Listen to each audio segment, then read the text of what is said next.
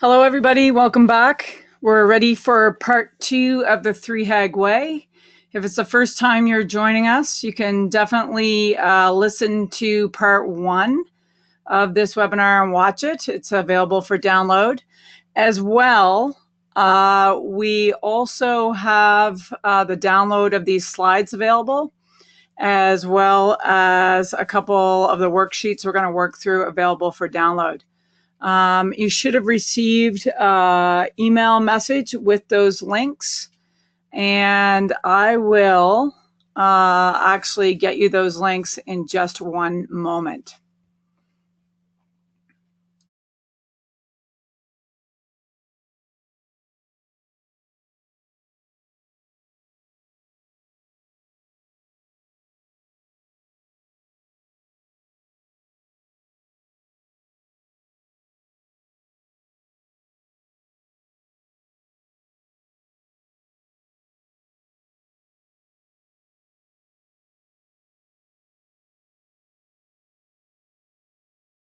Okay, I was just giving a couple minutes for people to join us. I can see lots of people coming online.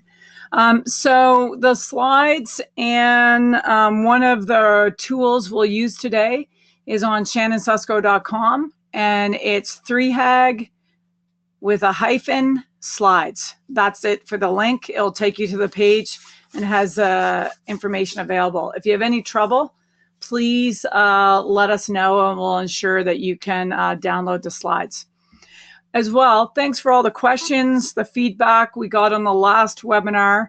Really looking forward to talking about the internal analysis and the key process flow map and the steps to ensure that you can create your own flow map.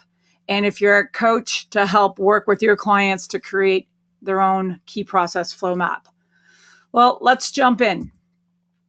So I just want to get back some control here. Here we go. Oh, no. Hang on one second here.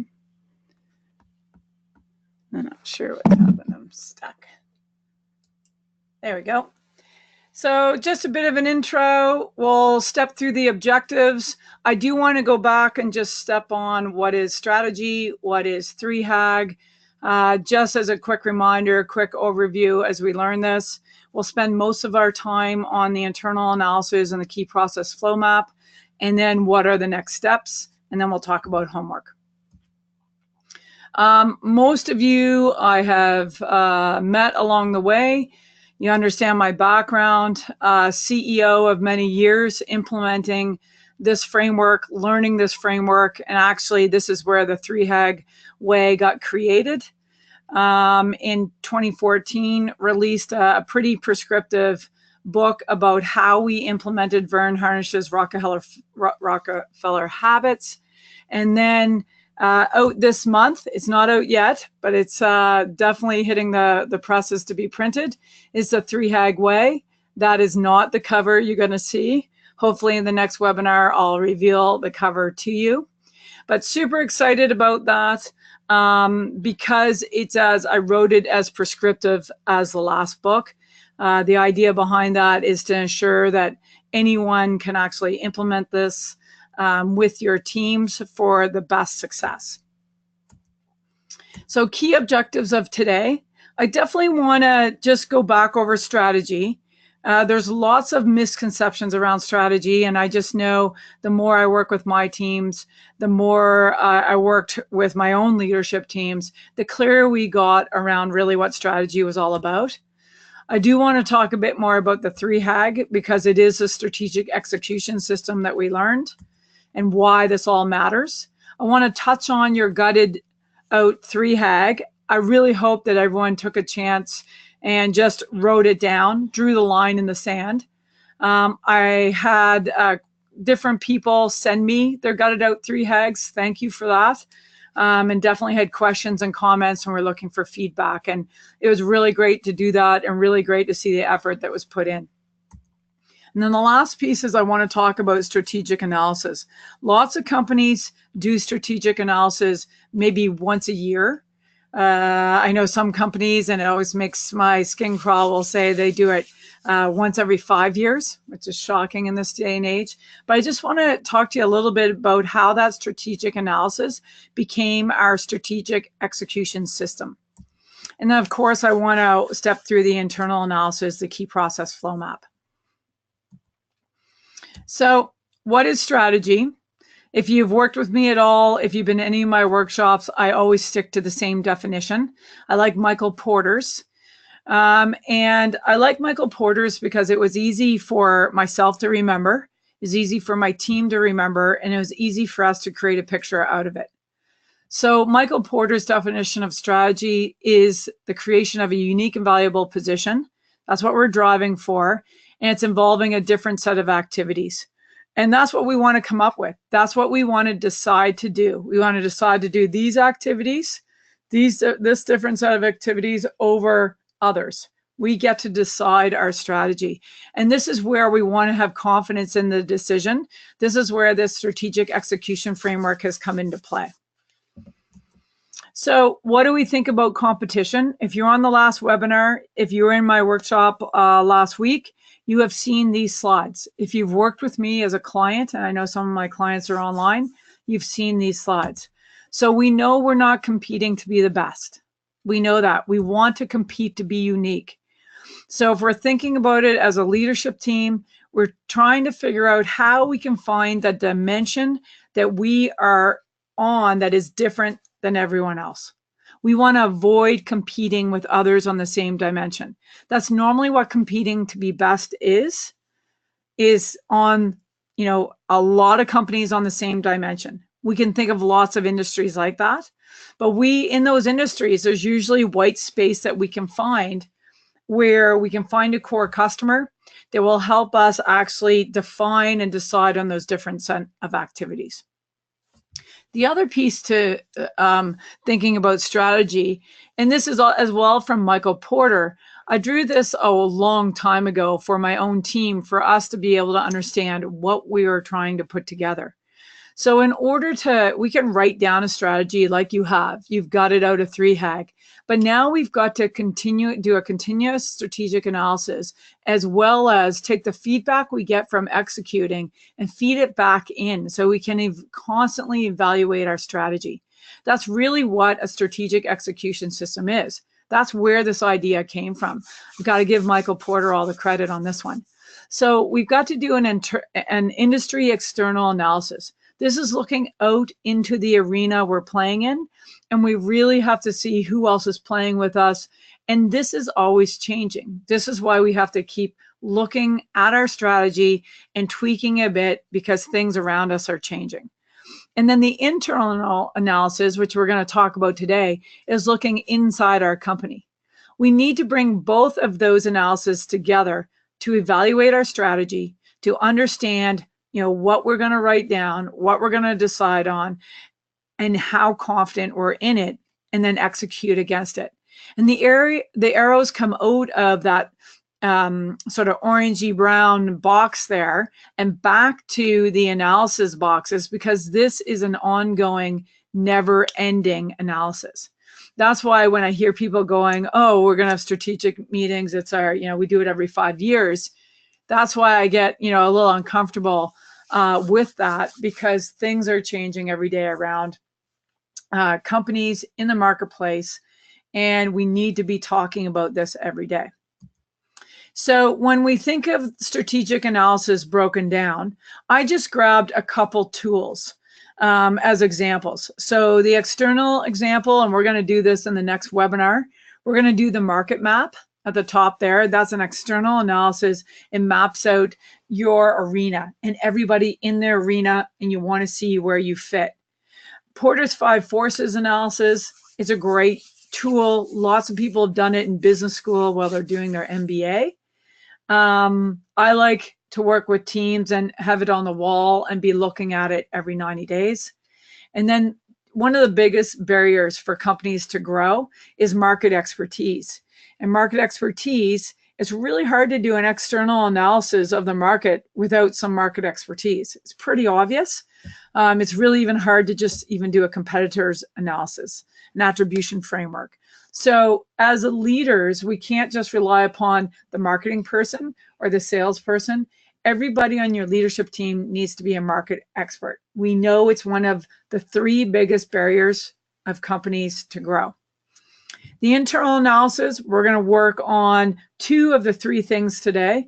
We're going to work on the functional organizational design. I hope everyone had a chance to bring their org chart, just their traditional org chart, have a look at it. It didn't matter what shape it was in, but that was a bit of the prep I left you with, just so we have a view of that. And then we're going to end on working from the functional organizational design all the way through to the key process flow map today. And I'm just going to step you through how to do it. And after this webinar today, I'd really like you to draw out the key process flow map. If you're on this webinar as one of the leaders of your team, I suggest that you then take this back and work through the same steps with your team. It's really powerful to see this process and for people to process in their brains, basically looking at the company from a functional basis. The third thing we're going to do in step part 4 of this webinar series is the activity fit map, and we're actually split it into 2. We'll do one around the attribution framework and one around the 3 to 5 differentiators.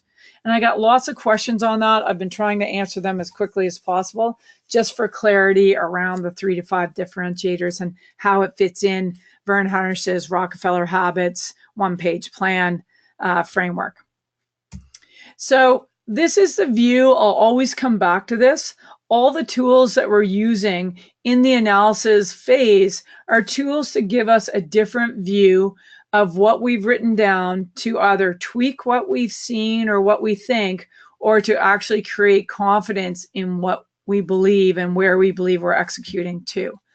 That strategic evaluation, the analysis and the evaluation, meaning the discussion we have on a timely, consistent basis, is critical to ensure you keep your strategic piece and your execution piece aligned together and everyone's making good decisions on where you want to go.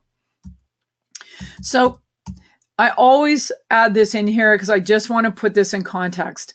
We know to build a high growth company, a high performing team, a team that's actually winning, we must have a strong cultural system, and it's founded upon the core purpose, core values, and your 10 to 30 year goal. Hopefully everyone's got those written down in some way, shape, or form. And we know as we work with teams, as I work with teams as a coach, as I know leaders are working together and talking about these will evolve to a point where they'll get to a good, confident, solidified point. Some companies already are there and others are working towards it. We also know that we need to have a cohesive system in place. Lots of people ask how to do this. I actually have used for many, many years Pat Lencioni's 5 dysfunctions. As of late, I've been actually looking at quite a few other tools that we used once we sort of exhausted or, used all the pieces of the 5 dysfunctions framework. But, tools like one of the books I'm looking at right now on my desk that I just reread is The Speed of Trust, right? Lots of good tools. We know that trust drives a growth company. I know it's obvious, but we need it. And we know that everything we're looking here, including the human system, that repeatable system to coach, keep, and grow A players, comes before anything else. It will eat strategy for breakfast. So we need to get these things in place. It's why I wanted to keep this slide in. We know that the team leaders sandwich this together and are together with the CEO are responsible for these pieces and to ensure that it flows all the way through the team. The team holds a reputation of the business in the hands of the marketplace. Inside the house, of course, we have our strategic system and our execution system. And I used to think these were 2 separate things. They are absolutely not. And it's sort of naive of me way back in the day to think I've got my strategy, now let's execute. We know they go hand in hand. And we know there are certain things we need to do, right down to constantly questioning the strategy. But as well, why the 3HAG came into play is if we could take our strategy, put a highly achievable goal aligned to it, and then map out 12 quarters to it, we would be more successful as an organization. We just watched many Olympic athletes, many Olympic teams. We watched them sort of march towards their win, their gold medal. And it's amazing actually to see how much their 3-HAG for that Olympic medal plays into quarter over quarter. And you know, a lot of these teams are already probably doing a 4-HAG right now to the next Olympics. So we really want to write these things down. That's what this whole program's about. And I can't forget the last, the very core of this is your cash system. It must align to your 12-quarter march to your 3-HAG. So the definition of a 3-HAG, strategic execution system that drives confidence. So you'll predict the future growth of your company, and then you'll go and make it happen. Really, really key. Those are the steps for your strategic execution system. We know, and I see companies, and I know the coaches online right now know that we get the core purpose, core values in place. We get a 10 to 30-year goal in place. We get a great 12-month, 90-day plan in place, and we execute well towards that. But we're executing in a place where we don't know where we're going in the near term. Our 3-HAG, our 3-year highly achievable goal, is our near term. And that actually drives our whole sort of drive forward to our big, hairy, audacious goal. We're constantly rolling our 3-HAG forward. I've been doing a lot of annual planning for organizations. I did one yesterday.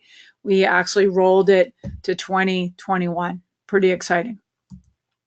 This is the view. Now we know that we always get our 12-month, I always call our 12-month plan our 1-year highly achievable goal. So if you're wondering why it says 1-HAG, that's why. Always map out the 4 quarters, right? 4 quarters. And when we're mapping out those 4 quarters in that 12-month annual plan, they aren't 1-to-1 to our 3 to 5 differentiators. They are what has to be done for the company in that year. And a couple of them might be relating here and now to getting some of those differentiators in place, and others might have to wait. It's why it's so important that we map after we get our 3-HAG gutted out, and we're going to start building our confidence. That's what we're doing today. And then we have our 12-month plan. It's those 8 quarters in between that we want to find time for our leadership team to start talking about the path from our 12-month to our 3-year. And how are we going to get into that unique and valuable position and ensure we have those 3 to 5 differentiators dependently, solidly in place. A few of my companies this quarter, they're on a bit of a mission to get more confidence around their 3-HAG. They've started having what they're calling 3-HAG Fridays. So every Friday, I have one team meeting in the morning for 2 hours, the leadership team, and they're just working on their 3-HAG and working through the steps to actually build confidence. I have another team for the next 13 weeks, started in the quarter. They're taking every Friday afternoon from 12 to 5 to actually sort of evolve their 3-HAG, and they're just blocking out time to get it done. And I think it's a really good idea to do that. I know I've worked with many teams, and time goes by really fast. And if we don't keep building our confidence around the 3-HAG, we get less confident in how we're executing in the next 12 months. So we know the bottom part of the 3-HAG column, which is column 3 out of Vern Harnish's one-page plan, is all about strategy. The top part was all about execution. And what we did with the swim lanes is we pulled it all together.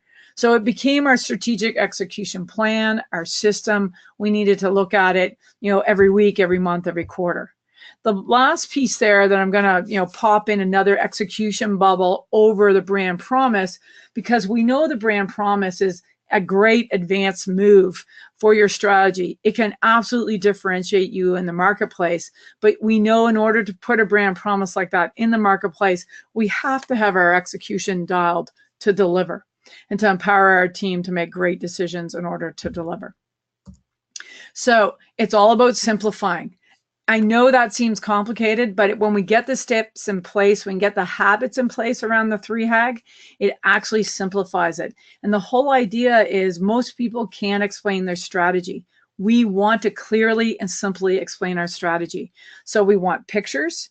We want our team to see where they're going to get the alignment. It's for focus. When we write it down, we'll validate it, we'll question it, we'll talk about it. We'll actually clarify it. We want to drive the clarity around this. And of course, all of that's going to give us the most confident view of our strategy and where we're going. There's nothing worse than getting into a car, losing self-service today, not being able maybe to have our maps app going, and we have no idea where we're going.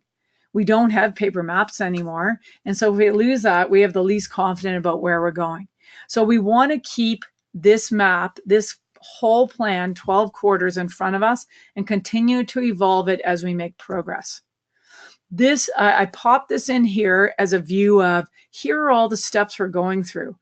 In the last session, we made the assumption we had our core purpose, core values, our 10 to 30 year goal, our BHAG, as Jim Collins coined it, our profit per X.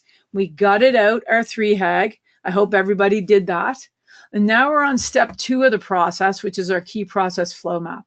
And then we're going to step through all these pieces over the next, I guess, 10 more sessions after this one. So we know we're filling in this gap. Every step we take, and a lot of people ask, why are we doing an internal analysis if we're doing strategy? Well, we have to marry up the external world and the internal world. And I always like to do the internal analysis first and this particular step because most people can do it. They have enough information with the whole leadership team to map this out quickly, and you get a quick win and you get lots of confidence by doing this.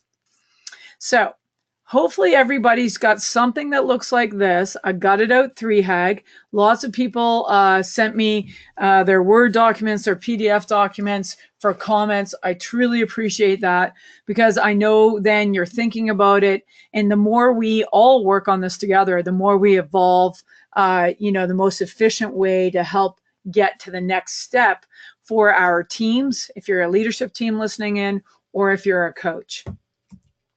So let's talk about the internal analysis. The first step is, and we think about this, I showed you many different tools earlier around the internal analysis. And what I always like, I like to start with this tool, the key process flow map. But as time goes on, and as I work with teams, as my team as a CEO worked through this, we constantly tried to bring in new tools that we found, we read about from thought leaders, or maybe tools that were around for a long time, just to help build and give us a different view of what was happening internally in our organization. I also want to throw in there, and I know we're going to talk about this later on in this webinar series, but the X factor is one of the things that most companies, you can find an X factor externally in the market, your 10X advantage, but you can also find it, and I see it more often than not, that you find it through the internal analysis. You find out something that you didn't know you were doing, that you are doing, that is a huge advantage. Sometimes it's that simple. So I just want to keep your eyes open for those kind of benefits and advantages and ensure that your team talks about them. So internal analysis, we're going to be looking in at our company. I like to start with, and if there's any Gazelles International coaches listening in, you will look at this chart and you go, wow, that sort of looks like the function chart, that we use with a couple other columns on it. It absolutely is. We evolved this chart over time for a few reasons. One, we wanted to ensure we had some confirmation around a scorecard, and a scorecard is what we use to describe the functional position in an organization. So the mission of that position, the purpose of that position, the metrics, how we're going to measure that functional role, what the key accountabilities of that role is, and the key competencies. And back in the day when we were doing this in Paradata and Subservio, my first 2 companies, we actually did this on paper. Today, my companies that I work with in Metronome Growth Systems, they actually have a scorecard feature and function that can be used for this. And all we're putting in that column as we work through this is there a scorecard in existence for that functional role? Then we're going to talk about the functional role and ensure that we have the right functional name for the key functional roles in our company. These are very generic ones. And then we're going to write down the who, the name. And I added a 90-day one-page plan because, again, back in the day when we were doing this and learning this in Paradata and Subservio, we wanted everybody to have a one-page plan. That's the ultimate goal. If we all have a one-page plan that's aligned to each other. And this was a way to ensure that each of the key functional roles in our organization had a one-page plan. Actually, if you're using Metronome Grow systems today, we know that as soon as users get online, they do get their one-page plan automatically, but it's a matter of whether it's actually filled in with the priorities or not. So again, this particular column is getting a check mark or an X. It's just a reminder that that's part, that's where we're going to. And then of course we have the leading critical number and the lagging metric. I'm not going to talk a whole lot about those today, but I am going to sort of focus on the first step here, which is ensuring we identify the functional roles and the names, or maybe no names, or maybe we should have a name in there around the functional roles, the key functional roles in your organization. This chart, this adapted chart from Gazelle's Growth Tools is available for download in that, and I'll say the link again at the end, on the link from our website. And I know it's in the link that Haley sent out before this webinar. So this is one of the tools. I'm just going to share with you a couple things before we actually step through it. I asked you at the end of the last webinar, go either pull out your traditional org chart, update it, or just have it in front of you. So a traditional org chart was always built based on the person, name, and then title. And one of the things we learned, we had an org chart like this too. I absolutely didn't want to have an org chart as a CEO like this. I really just wanted to, understand who is accountable for what, like we were playing on the field. But I know societally we need to have an org chart like this so we understand who we report to, who's around us, how we fit into the organization. But the one thing that it took us a little while to learn is that this org chart is based upon the people in the organization. So it's name and title. It's very rare you would see someone's name twice in an org chart like this. And so that's really important because when we actually took the first chart, this functional organizational chart, and we came up with the key functional roles of the organization, and we just worked our way down column 2, and then we actually wrote the names in of who in our organization. And I can tell you when we first did this in my first company, I was the head of the company and I was the head of sales. So my name was up there twice.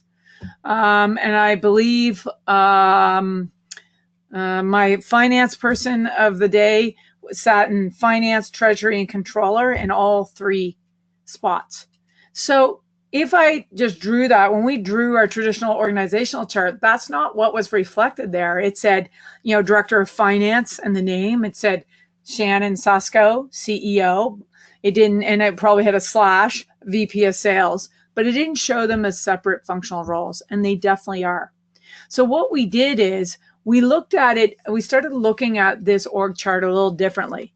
We said, let's design this org chart functionally first, and then let's add the person who's accountable. So the first step we did, and I want you to think about doing after this webinar, is I want you to take your traditional org chart. I want you to look at what you filled out in the organizational function chart. And then I want you to actually draw, just with no names, the functions and design it in a chart that looks like this. Then I want you to add the names. So if I was to add the names in the Paradata situation, my name would be, head of company, Shannon Susko. And then it would be, sales, that sales function. And then my name would be there too. So my name would be twice on that org chart. And I think it's really important for the whole company to know and to see. And for me as well, it was very revealing. No wonder I was working so many hours every week, is because I was playing two big roles. And yes, we were very aware of that, but not as aware as this function chart set out for us. The other reason why this is super important is we know as today we're going to draw this functional org chart. And what we did is we also drew it all the way out 3 years away. We drew this organizational function chart. And we also actually had a view of this 2 years away and 1 year away. And we actually started building out, as you can imagine what I'm going to say, every quarter we were actually designing and had different versions of our functional organizational chart. Why we did this is we knew that how we were doing things today and where we wanted to go and what we were going to grow into was going to require different functional roles, different functional areas, and we had to see, who was going to be able to fill those roles. We wanted to be able to see also who could grow into those roles, who we had to hire. And so we always kept in front of our team a 4-quarter rolling org chart, fully filled out, so people could see the key functions of the organization and what gaps we were going to have and when we're going to hire. And that was really key to us, because when I think this is actually a Paradata chart from back in the day, you can see my name is head of company and I own the sales function. And then we had Peter had marketing, Ben had implementation, Jeff had customer success, Beth had finance, controller, and treasury, right? Betsy had people and learning, Boyan had IT and IS. And that was, in the time, we weren't even clear that we needed 2 separate functions, IT function and an IS function, meaning a production platform function. And then we had Zach owning development. So a lot of people go, well, what's the big difference between the first chart you showed? The biggest difference that helped us remember this is that we could set up what the key functional positions in our company were going to be today, and people can volunteer and say, I will be accountable for those roles, and we could actually build it out for the future without any names. We could have a TBH, meaning to be hired, and lots of those roles, and that planning in itself helped us get real, and it will help us really map out our 36 month-over-month forecast when we get to that stage. We have to forecast people, our most valuable resources, and how we're going to execute. Probably most people don't spend enough time within this planning. That's why I'm spending a bit of time on it today. So that's all around the organizational function chart. So not groundbreaking, but just a different view. And we pulled that out of that function chart when we originally used it from Rockefeller Habits, and we evolved it into what you saw there, and that's available for download. And I encourage you, whether you're a coach listening in, I encourage a coach to do it for their own business, and it might be your name in every role, and maybe you have a client coordinator, an executive assistant, maybe someone taking care of your marketing, but it's pretty eye-opening when you do that. If you're a leadership team listening in, it's great to take this function chart and to actually individually fill out column number 2. So come up with the names of the functions and fill out column number 3 individually first, and then together walk through all the different names. You're either going to be aligned or not aligned. And there'll be a couple places where you're not aligned. You might have more than one name, or you might have no name, or you're going to have different names than others. This is the clarity we need as an organization. And I can tell you this org chart, this example that I'm showing from Paradata Systems, wasn't this clear when we first did it. I can tell you that. It took quite a few iterations for us as a leadership team, as a company, to get the clarity. From here, what we did is we looked at the key functions that we wrote down. And for this example, and the examples we're looking at, I'm going to have a Paradata example in here, but you'll also see another example from another company I worked with. You've got to actually make these functional names whatever you use in your company, but only with these functional names is what I want us to build our key process flow map. Whatever functional positions are on this in this column, those are the only ones you can use. And I don't want you to choose more than 6 key functions in your company that helps drive you from a lead to putting dollars in the bank.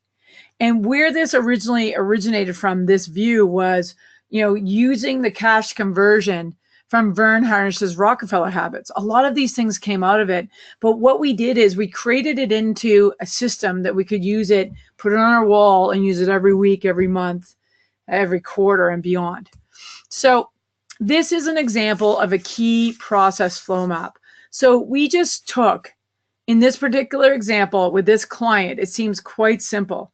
If you look back, we took marketing, sales, they're a manufacturing company, and finance is going to collect.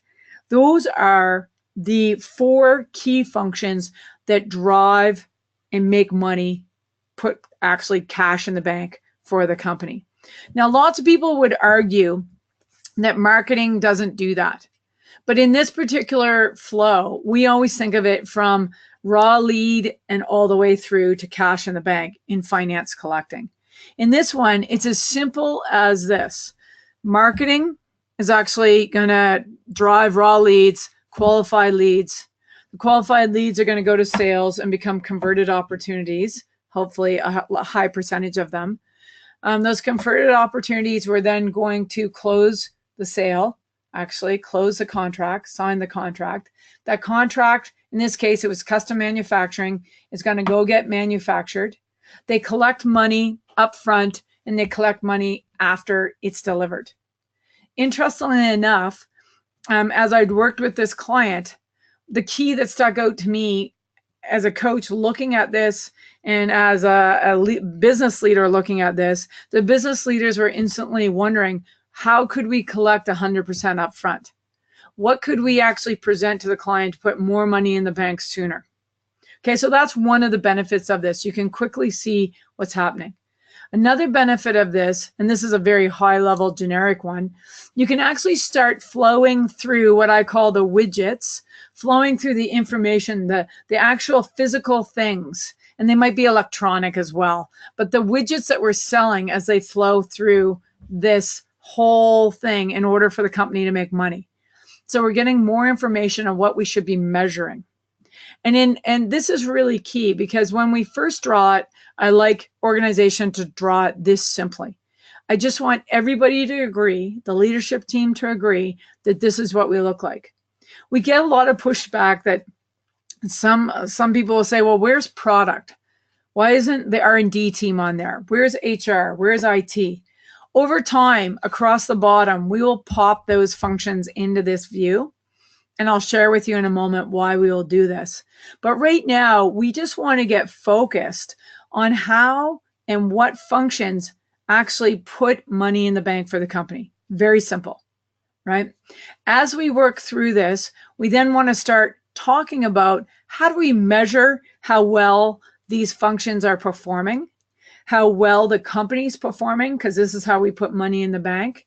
And so we would put this simple diagram up on the wall. This is what I call a strategic picture. It's nothing fancy, but it will start evolving into something that looks like this. I talked a little bit about, and I pointed out in that function chart, leading critical number, lagging metric, and then we have a box there is that who is accountable. So I always go to the next step here at this stage is we've got the marketing, sales, manufacturing, and finance function. And then I want to say, okay, if I'm working with a team, if you're a leadership team doing this on your own, you then want to put up the name and lights, who's accountable. So we've got KL accountable for marketing. We've got MD accountable for sales. And we want to put their names up in lights. They own it. They own keeping that functional process as green as possible.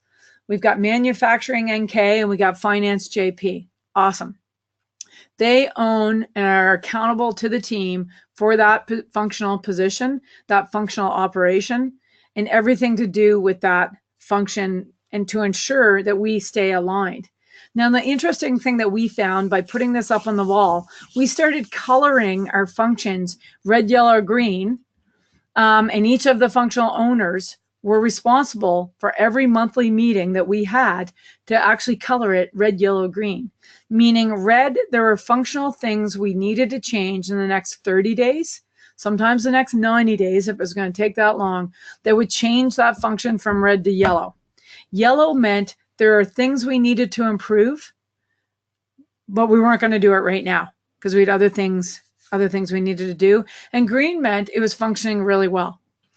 And what we saw over time is, if you look at this example, and this is a Paradata example, sales in this example was red. Marketing was green, so it meant that qualified leads were piling up on sales. We had some things we had to fix immediately at this point. And I remember I think I grabbed this actually key process flow map as an example of a point in time where we are getting bogged down on getting our requirements document signed off. We are selling in cases to large financial organizations, and they're getting bogged down. And so we needed to streamline our contract. And we definitely did that. We definitely changed it back to yellow and then to green. But what happens is we get out of whack. If marketing's really green and sales is really red, we're going to blow all the work that we've done on marketing because those leads are going to get old and cold, right? So we want to make sure that, we keep this all in line. Now, I've never seen it all green ever, not in my company or any companies I coach today, that the key process flow map will not be all green. It's ultimate if it's all green. It means that we're dialed and we're functioning well. But this is a really good way for us to visually, and the whole company visually see what we're working on to improve how we put dollars in the bank. Because companies that are making money are going to grow. Companies making money are going to achieve their goals. Right? Companies that are not making money are going to get focused over time on how we make money. And I want to do this early. I want to do this often. And by putting this up on the wall, this actually empowers the owner. So Peter, in this case, owned marketing. It was green. It was in good shape. Sales was red. I was the CEO of the company as well as owning the sales function. We knew it was red for a lot of different reasons. Didn't have the right person in place, made a few mistakes there, and we definitely didn't have the functional process in place. If you, after this webinar, you get this view drawn for your company, the next step is each of the functional owners, and this is what we did, Peter, myself, Ben, Jeff, and Beth, we then took our function, each of our functions, and then came up with the 3 to 5 key processes, functional processes in that functional area. So then we had one level more detailed for us to be able to share and put it up on the wall, and people could understand which of those functions in sales was truly red, right? And we also had our numbers behind those boxes are our numbers that we are measuring our success with. And you can see what's flowing quickly through this key process flow. Raw leads coming in. Peter's functional role was to qualify leads, get marketing qualified leads to sales. Sales role was to take those qualified leads and convert the opportunities. And in this particular case, we had almost a 2-part process. One, we had a channel piece going on because we were closing large financial organizations. And then we were working those financial organizations and they were sending new merchant contracts. Those new merchant contracts were going into our implementation group where we were taking quite a long time in the beginning, 90 days, 60 days, 30 days, 7 days. We were driving right down to 1 hour to implement. So that was Ben's group, and he was responsible for taking in the new merchants and getting them up and running, set up so they're able to process transactions. And then the merchant success group was accountable for keeping all the merchants subscribed to our platform. So we were collecting new merchant fees when they signed up, and we were collecting ongoing a subscription fee from the merchants. Finance was absolutely accountable for the days to collect and how fast we could actually put that money in the bank. And then over time, funny enough, merchant subscription fees in this business actually were collected up front on an annual basis. In the beginning, we would allow merchants 1 year, 2 year. In our second company, Subservio, this absolutely funded our organization, so we didn't have to go out and raise money. So this is a huge thing for understanding how we can grow our company from cash coming from our operation and getting really smart around our business model. So there's a lot of moving parts in the key process flow map. It's why I like to do it first. As a coach, I like to do it first with a company, but as a CEO, I want to do this first with my leadership team. I want to actually understand the functions we believe are in our business today, draw the key process flow map for today. And I also want to draw this map, as you can imagine, what does it look like 3 years from now when we say we're going to be where we are in our gutted out 3 HAG statement? And the more we draw these things, the more we question these things, the more we'll have a conversation around what we really think. And that's what we want, is we want to drive the discussion and the collaboration of our leadership team around this. So if we create it in a picture, simple picture like this, it gets so much easier. Well, we evolved this into one of our strategic pictures, so it should be on our wall.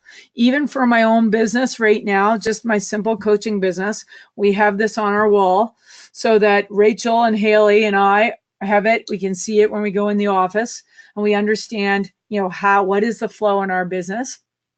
And then, if you're in, even a lot of business tell me, it'd be so complicated to draw this. And if it's more complicated, then, the max amount of functional processes we should put on this is 6. I've seen no more than 6. Over time, we're going to add in, as I said, across the bottom, you should see development, ITIS, if you have that, HR, and finance would be down this. This finance that we see on here is really about collecting the dollars. I could just put in there, the function of collecting the dollars. But we always understood this was getting cash to the bank. So when we look at this, I'm just going to go back. We want to take the key functions and what you wrote down for your company, and we want to take only what's on this page. We don't want to get any more detailed yet than that. We want to draw, identify those key functions, flow them in a map. We then want to add the names of who's accountable. And if we can, it'd be great to put in the leading and lagging metrics, but don't get hung up here, please. Just get this map drawn with who's accountable. And then usually the person accountable will slowly start putting what their leading number, their forecasting to measure, and what their lagging number is as well. It's just part of getting it up on the wall and getting it visible and start tracking it. And we want to start tracking it in how are we doing? What do we need to do? Where's the low-hanging fruit? And identifying what we're going to do over the next 90 days to improve how we're going to grow this company. So your homework is to draw your key process flow map. I particularly gave those examples so that you can have a look at what one can look like, how simple it needs to be, and try and flow the information and the dollars through this. Okay, so hopefully that makes sense. I love doing it. I did it in a workshop last Thursday with a group of about 35 people. Some of these organizations had already done this, I would say, for a couple of years. I had some of my longer clients in that workshop. But even then, they actually are still evolving what's going on because it's a growing company. We want to go back and look at a growing company. This will change every month minimum. And I want it on your wall in your war room where you meet every week. It helps make your discussion quick if you need to change something, if you need to refer to it, or if something else has changed color in the middle of the month. So we want to draw our key process flow map. That's one of our pieces of homework. And then let's talk a little bit about our next steps as we wrap this up. So we know we're working through this whole sort of map. Everything we're doing is about validate and evolving. Some of these pictures are going to be drawn for the first time, but it's not one and done. That's not what this is about. It's draw it, get it up there, and don't make it in. Once you actually draw any of these pictures, do not go get a professional graphic designer to make them pretty, because you're going to change them, you're going to evolve them, and we want to be okay to do that, right? So, easel, piece of paper, a whiteboard, post-it notes, use all the tools you have to make this easy to modify, because this is going to change month over month. Okay, so we did the key process flow map. We're going to work through the market map. So one of the things as a piece of homework is I want you to think about all the players in your market, even start thinking about them, writing them down. This one, not a lot of companies get stuck on this, but sometimes they get stuck at what their competitors are doing or what other organizations are doing that they know of. So we want to this is, part of the external market analysis, but I love drawing the map, especially after we've drawn the key process flow map. Then we're going to define our customer. We're going to actually define the key characteristics and the attributes of the market that you're playing in. We're going to come up with the 3 to 5 differentiating actions and draw them in an activity fit map. We're going to come up with our one phrase strategy that everybody will remember to help people execute towards these 3 to 5 differentiating actions. We're going to actually draw more detail on the tactical things around how we're going to put those 3 to 5 differentiating actions in place. We're going to take those and map them out quarter over quarter in our swim lanes. Most people can get to step 8. A lot of people don't want to do step 9, because we're going to start putting timing to when we have to get these things in place. And it's sort of putting our feet to the fire on starting to actually going, yes, we could do this by a certain time. So that's part 8. Part 9 is now overlaying the resources, the when, the what into our fiscal plan and start rolling it month over month. And then from there, we should have a pretty good view, and it gets really easy to come up with a brand promise with guarantee. And then we want to go back and confirm our 3HAG. And quite honestly, every time we meet, we should be looking at our 3HAG, because every step we take will give us a different perspective and a different view on what we wrote down for our original 3HAG. When I did the workshop last Thursday, we started out in the morning and we got it out of 3HAG just like we did in part 1. We worked through step 2, 3, 4, 5, and 6, and 7 in that day. And when we went back to look at our gutted out 3HAG at the end of the day, there were already companies who had evolved what they thought. So this is why we want to keep working through these tools. The tools at the bottom of this screen, there's so many great tools out there to help create confidence and help evolve where we're going. That's what this is all about. So homework. I want you to draw your key process flow map. So in order to do that, you've got to work on your function chart. You've got to work on your functional organizational design. So not your traditional org chart, but the function organizational design chart that I showed you. And then I want you to draw your key process flow map. So when we get to the next meeting, we have a gutted out 3HAG.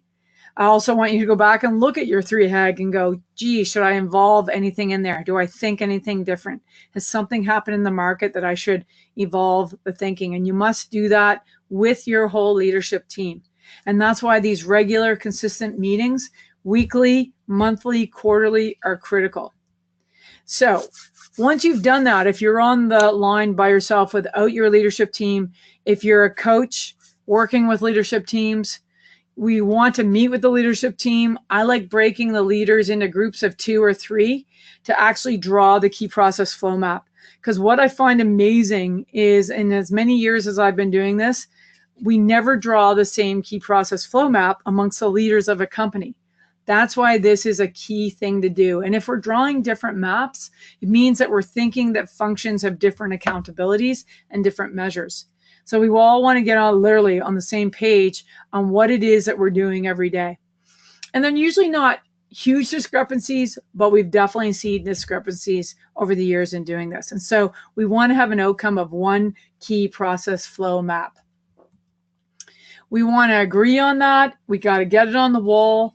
and we want the owners' names up there of those functions, and we want to be actually coloring in the beginning when we draw this for the first time. If we don't have all, the 3 to 5 functions of each of those processes done, and we don't quite have all the metrics of those functions, forecasted and tracked, gut out red, yellow, green.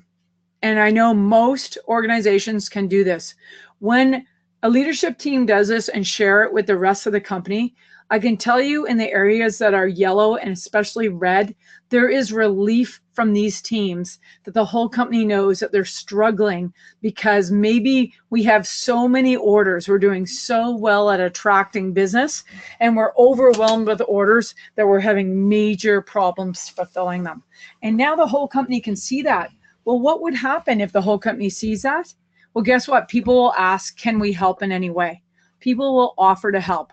Just like if you were on the soccer field and you were having a bad game and you were like a pylon out there and the ball kept going right by you every time, what's going to happen? Somebody's going to come and help you.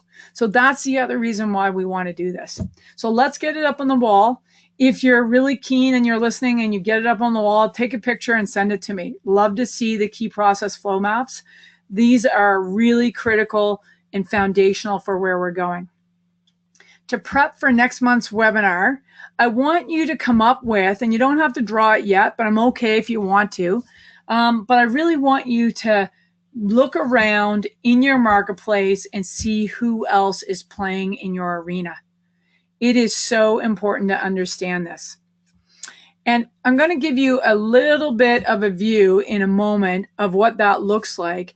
But I can tell you this was a key tool for us strategically because, and when I think of Subservio, DST Systems, who acquired Subservio, did not come into our map, our market map, until 1 year into drawing that market map. So we started the company in 2008.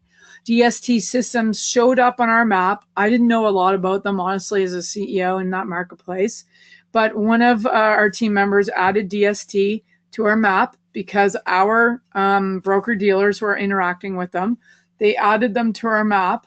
Within probably 3 or 4 months of them adding that company to our map, they were definitely knocking on our door, wanting to know more about us. And within a year and a half of that, they bought the company. But without knowing where they played and who they played with and why they would be interested in our organization, this is what we saw from our map. And it helped us actually position ourselves well. This is another great external view and figure out where we should position ourselves in the marketplace. So to wrap it up, we're definitely working step by step through our 3-year highly achievable goal. We want to fill in the gap to help drive our team to execute as flawlessly as possible for the 12 months we're in, but we need to know where we're going, 8 quarters, 4 quarters beyond our 12 months and another 4 quarters. So we need to see where we need to be 12 quarters from now.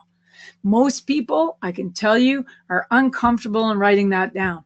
That's why I get everyone to gut it out first, draw the line in the sand so we can actually start the discussion and validation and actually start working to confirming where really should we be in 3 years. So that's why it's a 3-year highly achievable goal. We know there's a lot of systems going on. Now, when we originally learned this, it was just people, strategy, execution, cash. We broke people into 3 systems in my company because it was so important to actually get focus as a CEO and a leadership team. It's all these things have to stay aligned in order for us to keep focused on our 3-year highly achievable goal. Okay, so that's why I keep bringing this picture back in place. And I want you to start thinking about what is preventing us from actually, keeping this moving forward and thinking about where are you strong today and where do we need to put some work in today around our people systems. So just as a follow-up, the recording will be available as it was last time. You've got a link to the downloads, both the slides and the adapted organizational functional design chart. I didn't put a blank piece of paper up there for you to draw your key process flow map in. I know you can do that. I hope you make it nice and big and put it on the wall and start using it. And our next session, we're going to talk about the map. I have up there on the right-hand corner just a little sort of view. I want you to start gathering who the customers are, what channels are available or not available. You might not even use a channel, but maybe they exist. Maybe there's distributors, OEMs, referral partners. I want you to identify competitors, any associations that you're members of or could be working with. Who are your suppliers and who are your partners? And in the bottom right-hand corner is actually hand-drawn, pretty messy, but that's what I want us to do. That's the outcome of where I want to get next time is a hand-drawn map. Over time, you can obviously put it into PowerPoint and graphics and whatnot, but I don't want you to make it too fancy because things change and we want to be able to feel okay about crossing stuff out, erasing stuff, taking things off the map. Okay, so that's where we're going next time. I love this tool as well. You're going to find I love most of these tools, but these foundational ones as a coach quickly give me, when I'm working with a company, a great view into their organization. As a leadership team, these tools are ones that usually everybody's got a view, but we never confirmed we have the same view. So these are the tools that help do that. So we have a foundation to move forward to actually really confirm and confidently develop our strategy. So other resources out there, the 3HAG Way is coming out in March. I'm going to say that again. My publisher was moving dates around, but I think I have them held to those dates. We've got blogs out there, bi-weekly newsletters that we're getting out there, and a lot of the questions are coming from all of you. There's a great article on Pulse Point, Rich Mander's company. If you haven't seen it out there, it's a good one to actually just see the results. And we know we've had lots of feedback, and we're working on actually results and getting some good case studies out there of companies who have worked the 3HAG Way into their organization. And they're not only my companies, and my companies I coach, other companies.